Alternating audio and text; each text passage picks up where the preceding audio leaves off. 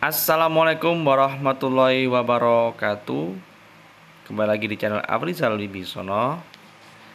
Kali ini saya akan mereview permasalahan yang dialami oleh pengguna atau user dari MSAPK ini ya, yaitu penyelesaian permasalahan pendidikan. Nah, di sini semisal ya dari subjek ini atau pegawai ASN atau PNS ini ya, itu melakukan penyesuaian ijazah, yang artinya misal dari S1 setelah kuliah S2 dapat ijazah, dan bagaimana penyesuaiannya untuk kenaikan pangkat ya, atau di sini disingkat KP ya. Ya. Di sini dimulai dari yang langkah pertama di sini user ini ya. Ini anggap saja rekan-rekan Bapak Ibu ya. Usul KP pilihan atau usul kenaikan pangkat pilihan. Di sini akan dicek oleh kepegawaian instansi verifikator usul kenaikan pangkatnya ya. Jangan lupa juga sebelum mengusulkan harap melampirkan bukti dukung. Ini beberapa berkas yang harus dikumpulkan sebagai bukti dukung untuk diupload ya. Jadi tidak hanya sekedar mengusulkan tapi tidak ada buktinya. Jadi yang pertama SK CPNS, yang kedua SK PNS. Jadi dua-duanya ya, CPNS dan PNS ya. Yang ketiga SK kenaikan pangkat terakhir.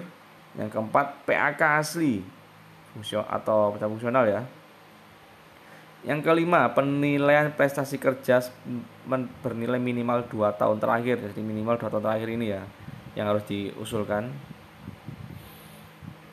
Ya, setelah bukti dukung semua tersedia, nantinya akan diupload dan dicek oleh badan kepegawaian di instansi masing-masing. Dari instansi nanti akan diusulkan ke Direktorat Pengadaan dan Kepangkatan BKN atau bidang mutasi kantor regional ya. Akan diverifikasi. Ya, ini beberapa hal yang perlu diperhatikan untuk melakukan proses penyesuaian ijazah, maka ASN tidak harus mengumpulkan berkas. Di antaranya fotokopi SK, CPNS, SK PNS dan SKKP terakhir, PAK asli untuk jabatan fungsional, dan penilaian prestasi kerja minimal baik untuk 2 tahun terakhir, dan mengusulkan pada unit kepegawaian instansi masing-masing. Jadi ini untuk penyesuaian ini tidak harus mengumpulkan ya, harus mengumpulkan berkas juga ya. Jadi hardcover ya, selain file itu ya. Selanjutnya untuk unit kepegawaian akan mengusulkan dalam bentuk kenaikan pangkat, nantinya akan diproses oleh bidang mutasi seperti itu ya. Jadi selain file juga disediakan adfile juga yang nanti akan diserahkan ke instansi seperti itu ya. Jadi cukup jelas di sini aturannya seperti apa.